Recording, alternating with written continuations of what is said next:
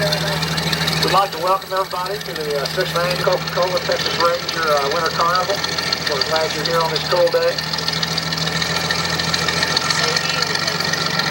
Believe it or not, at this time, you're actually in the middle of what will be a 6-acre lake. There are 2 lakes in front of the new stadium.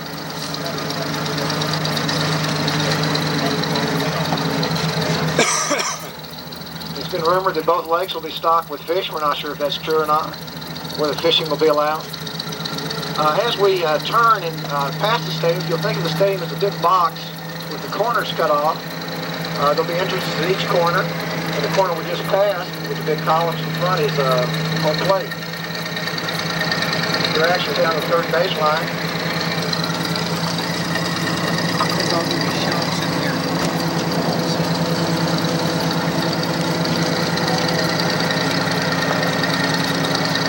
As we pass the stadium, you'll notice that there are 2 sets of arches. The lower arches are 26 feet high, and the upper arches take us all the way to the height of 72 feet. The lower arches will be covered with Texas granite, very similar to what we have in our state capitol in Austin and Tarrant County Courthouse in Fort Worth. The upper arches will be covered with Ranger red brick. It's a reddish-brown brick made specifically for the Texas Rangers.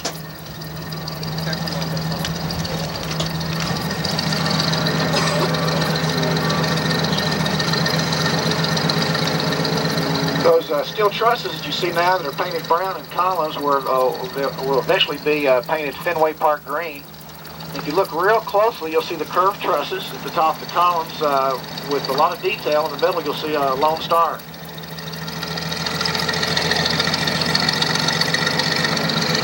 Some of those trusses will actually hang 40-foot banners for various players. If you think they have big egos now, just wait till their picture up there. It's 40 feet high. By comparison, the picture of Nolan Ryan on the front of the district stage is only 44 feet high.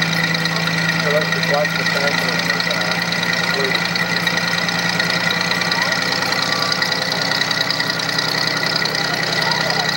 Most of this steel wrap all the way around the stadium connected the office building in center field.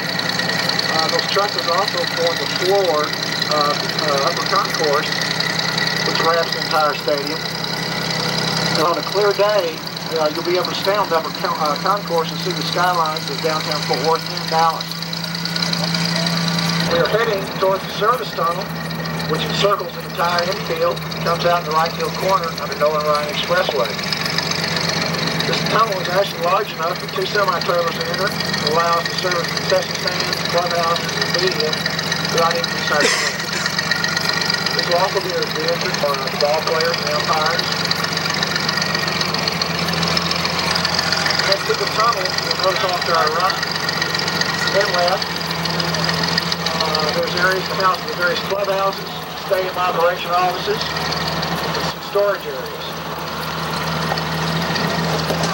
I will not talk while we're there's quite an echo in here, so I'll catch up with you on the other side.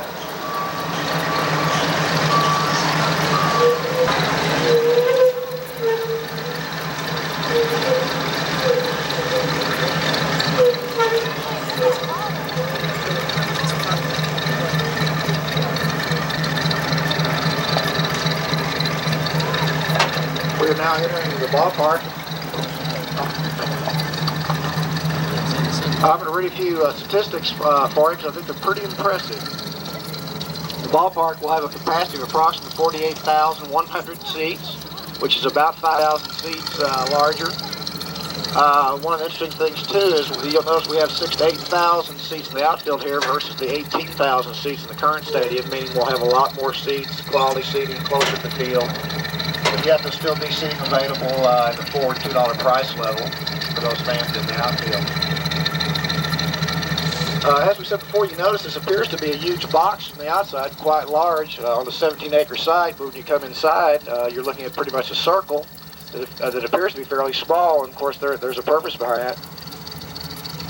The seats in the, for instance, George Bush sets in the current stadium behind first base are about 66 feet from home plate. The same seats here will be 10 feet closer. The wall right behind me, down the third baseline, will be 9.5 feet from the foul line. Again, bring the fans much, much closer to the action. Also, if you'll notice, many of the seats in the old stadium out in the outfield, whereas all these seats, the majority of these seats are designed to look into the infield where most of the action takes place. Again, bringing everybody a little bit more closer to the field.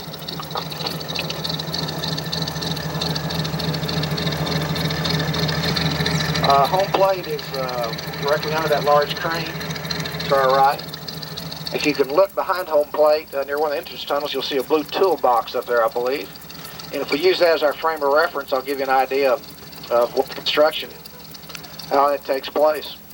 The concrete for all of the seating areas in the lower bowl was poured in place. Just above the lower bowl is a narrow band of concrete. That's where the seats for the lower level luxury suites will be. These suites will be closer to the action than any other seats in baseball. Just above that level is another concrete seating area. That is our club level. Seats in the club level will have access to the same concourse as the other suites, and will have waiter and waitress services, which is pretty unique. And these seats we feel will be pretty popular with the business class type clients who want to entertain their clients. The wide facing or band of concrete at the back of the club seats is the press box. And the narrow band of concrete above that is where the seats for the upper luxury suites will be. So actually you're going to have 2 rows of luxury suites. And above that's the upper deck. Again, the decking above the lower bowl is prefabricated in Austin and shipped to the site. There's 740 concrete pieces, and they're all being assembled onto that steel. You can kind of see the progress right now directly up behind home plate. Now after you go down home plate line, past the Ranger dugout, and into the corner, the right field corner, you'll notice another 140 seats, which are very, very close to the action. We think will be very popular with all the fans. Again, can you see how close those seats are to that lower wall? Beyond that 2-level big steel structure, that's our home run porch. It's a 2-level structure that kind of is very similar to what you might see in an older park like Tiger Stadium. At the top of this home run porch will be a sports grill, which will be open to the public, where you might have a hamburger and a drink and then go to your seats. Also, if you can notice along the right field line, you'll see our home field dugout. You know, some steps there and a little doorway. That actually goes up to the stage-like area, which is kind of hidden behind that big crane.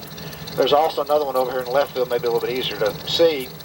And what's unique about that is the pitchers warming up will actually be on a stage, and you'll be able to see those pitchers from anywhere in the ballpark. We think it'll be pretty intimidating for the opposing pitchers as they warm up. Fans kind of looking down on them. Again, you can look over here in the left field and kind of see what's actually going to take place. Again, we talk about when you design this stage, you kind of design a home field advantage. And if you notice in the Ranger clubhouse, you'll be able to see both of the bullpen areas, but visitors, they will not be able to see their own bullpen. We think that may cause us to see some annex in the bullpen over there that the opposing coach won't be able to watch. We hope. The right field wall is going to be 8 feet tall, which is the minimum allowed in the major leagues, and we think hopefully that'll encourage Jose to jump over that fence and maybe rob some people some home runs. As you wrap the stadium, it'll eventually reach a 14-foot height. On this left field wall, we'll have an old-time, manually operated scoreboard, which will your scores from out-of-town teams. Above that, you see a concrete base, which will be the base of the stadium club, which will have a glass front and have tiered seating so people can sit and enjoy the game, batting practice, whatever. Also, you'll see beyond center field a dirt area that reaches all the way back to the office building. That'll be a grass picnic area, so you can come out here and you're welcome to have a picnic before the game starts. The office building is 4 levels. We'll have the executive offices as well as have some other office space available. And you'll be able to sit out there on your balcony, enjoy the game, conduct business, talk on the telephone, whatever. There'll be a large scoreboard in center field and an updated Diamond Vision type screen above the sports grill. There'll be auxiliary scoreboards throughout the stadium. Again, if you're in a hot dog line or a concession line, or you're back underneath one of the sun decks and can't see a pop-up, you'll be able to look at one of 500 television sets throughout the stadium so you don't miss any action. You may be able to read on your fact sheet that all the restroom facilities are being doubled. I think that'll make a lot of the ladies happier, especially. And also more concession areas.